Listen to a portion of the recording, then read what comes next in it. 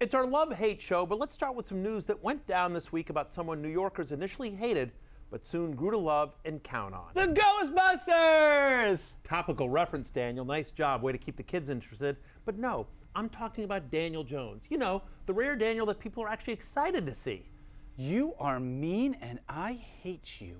Well, it is the love-hate show. Anyway, Daniel Jones. Look, usually when a team starts an unproven rookie, you expect the offense to regress. But, all due respect to Eli Manning, I believe we'll see a Giants offense actually take a step forward thanks to the energy and mobility that Danny Dimes provides. Remember, this is a guy who ran for more than 1,300 yards at Duke. Obviously, Saquon Barkley remains a fantasy rock star, even if the Giants start Daniel Dopp at quarterback. And again, I'm not expecting any regression from Sterling Shepard or Evan Ingram. The fact is, this Giants defense is brutal. They've allowed over 30 points per game so far this year. Only the Dolphins are worse. Jones is going to have to throw plenty to keep the Giants in games. Through just 2 weeks, Ingram and the leading team's wide receiver role have combined for 40 targets in this offense. Now you get a more talented Sterling Shepard back into the mix off of that concussion. It's only going to get better. So yeah, I'm actually high enough on Daniel Jones that I think if you're in a deeper league, a 2-quarterback league, and you have the roster space, pick him up. I think he has legitimate fantasy upside. And certainly, he should already be rostered in Dynasty and Keeper League. Hey, Barry. Hey, yeah. Strongman. Yeah, I have to say, look, first I thought this kid was just a typical bum. But then everybody's talking about him. He's got, he runs like a gazelle. He's got an arm like a cannon. I think he's going to be way better than that bum, straw-hating Tom Brady. Really? You like Daniel Jones, Strongman? Like? I love this kid. Huh. I think you need to watch this. What are your feelings on straws? I'm not a huge straw guy. I mean, I feel like, I guess when you're somewhere and the dish, you don't trust the dishes being clean, maybe you need a straw then, but otherwise I'm a no straw guy. All right, you are anti-straw. Look into my googly eyes, Jones. I said you were a bum from the start, and I have never wavered. You will never succeed. You will never slurp the juices of victory like we, the common straws. I will destroy you, Jones. I will destroy you. You are a dead man. If you know anything about me, you know I keep up on all the hot new trends in fashion. And the newest accessory that you just gotta have? A walking boot. All week long, I've been walking through ESPN with my new walking boot, and oh boy, have I been turning heads. Gotta say, I'm probably the coolest person at this whole company. Hey, Matthew. Yeah, Daniel. Why is Jealous of how cool I am? Well, I am, but why is it that you thought walking boots were cool again? Because Cam Newton is wearing one, silly. He's a fashion icon. Well, yeah, but he's wearing one because he's injured, Matthew. I mean, his foot sprain is lingering. Oh. I see.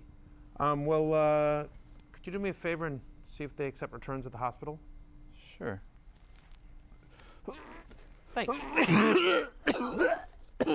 So, apparently Cam Newton is hurt. Not great for Cam Newton. Not great for anyone who drafted Cam Newton. But I really don't think it has any impact on these guys, right? Christian McCaffrey, DJ Moore, Curtis Samuel, Greg Olsen.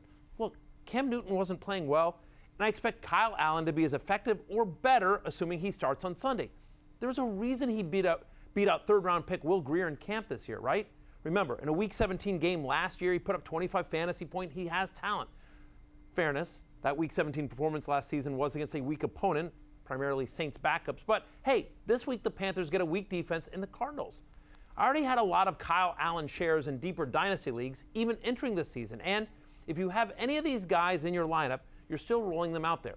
Now, as for Cam Newton, you obviously need to replace him this week, and I'm actually okay if you need to drop him to do so.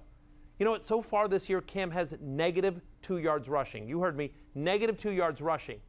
So he's not running, and now, after a foot injury, I don't see him suddenly starting to run a lot more whenever he comes back. And that's not good.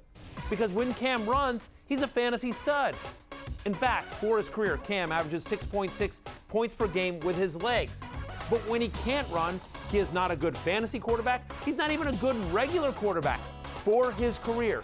If you take away Cam Newton's rushing, which is what it appears that the Panthers are doing this season, Cam Newton only averages 13.2 fantasy points per game with his passing.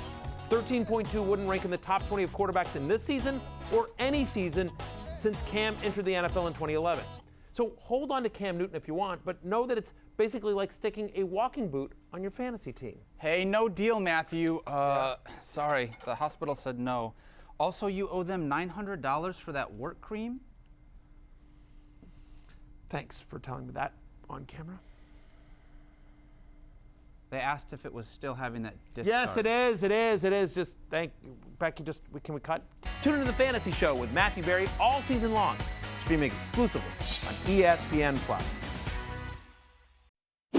Hey guys, thanks for watching ESPN on YouTube. For more great ESPN streaming content, download the ESPN app and subscribe to ESPN+.